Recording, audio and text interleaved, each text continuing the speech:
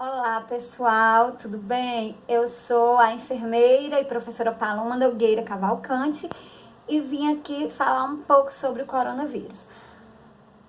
Diante de toda essa situação de pandemia, de reclusão social que nós estamos passando, eu vim tentar esclarecer um pouco sobre essa doença. Bom, o coronavírus, ele é um grupo de vírus de uma família chamada Coronaviridae. Esse tipo de vírus, ele tem espículas na sua composição que fazem ser semelhante a uma coroa, por isso que ele é chamado de corona. Geralmente esse vírus apresenta 7 subtipos, que causam um grau de infectabilidade na espécie humana, que causam um grau de virulência. Bom, o que vai acontecer, pessoal?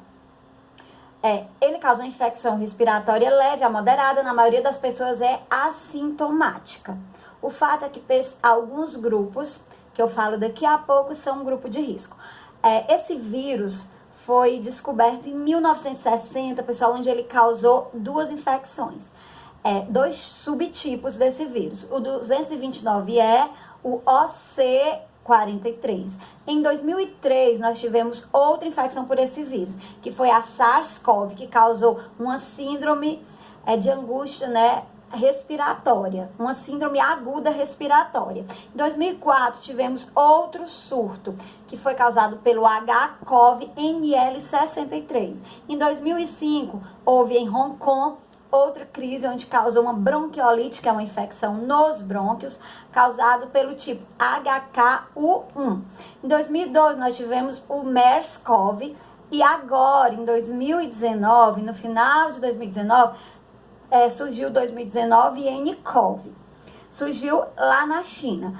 Não se sabe ao certo como surgiu esse novo vírus. Ele não era conhecido. Então, como o coronavírus é um grupo de vírus da mesma família, Coronaviridae, mas que apresenta características diferenciadas, cada tipo tem suas diferenças, não se conhecia ainda o 2019 nCoV. E passou a ser visualizado quando algumas pessoas na China passaram a apresentar grau de pneumonia, onde o agente etiológico causador não estava sendo identificado. Então, nesse caso, foi investigado e descobriu que o coronavírus tem esse outro subtipo. Ele causa infecções leves a moderadas na maioria das pessoas. Muitas vezes é assintomático. Mesmo quem é assintomático, que tenha o vírus, vai transmitir.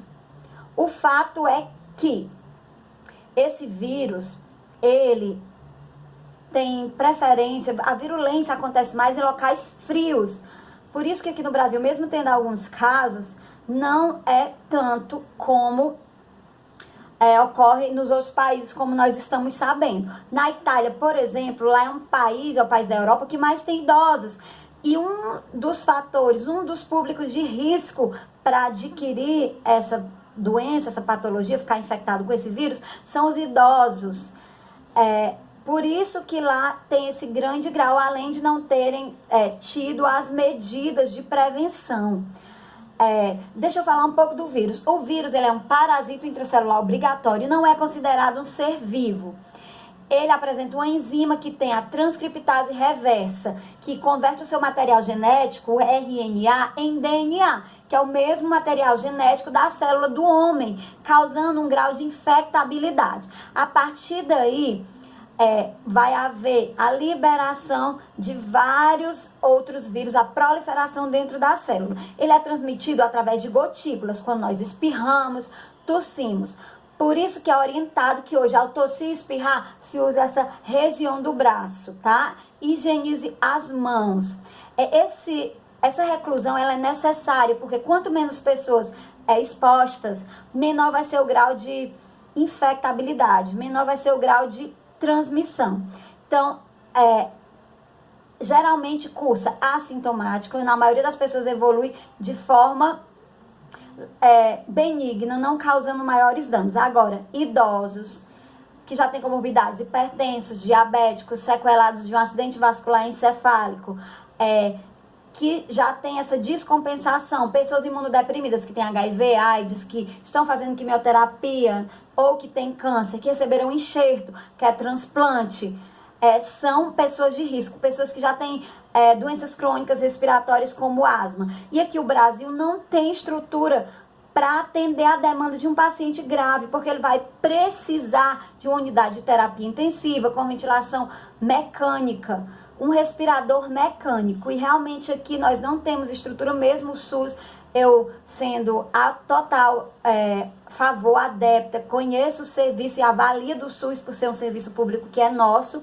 Infelizmente, nós não temos UTIs suficientes para abranger esses pacientes. Então, dessa forma, os sinais e sintomas vão ser semelhantes a um resfriado.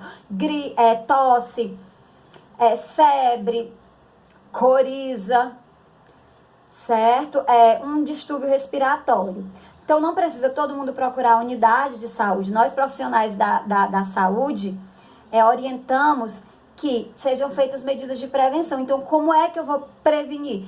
Uso de álcool em gel a 70%, higienizar as mãos, colocar máscara, ficar em reclusão em casa, evitar sair, para que não haja esse contágio. Claro que nem todos podem ficar em casa. Então, como nós, profissionais da saúde, que temos que sair, ou outras pessoas que devem ir trabalhar, manter essas medidas, 1 metro de distância um do outro, evitar estar em locais por muito tempo que tenha aglomerações de pessoas. Como já foi dito, ao tossir, espirrar, colocar essa região do cotovelo, em seguida higienizar as mãos imediatamente. Só deve procurar a unidade quem apresentar uma dispneia grave, febre maior que 38 graus, coriza significativa.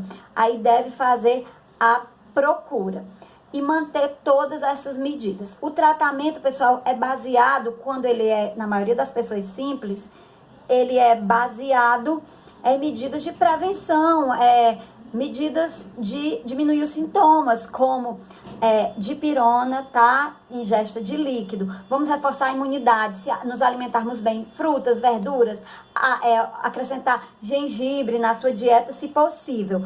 E implementar todas as medidas.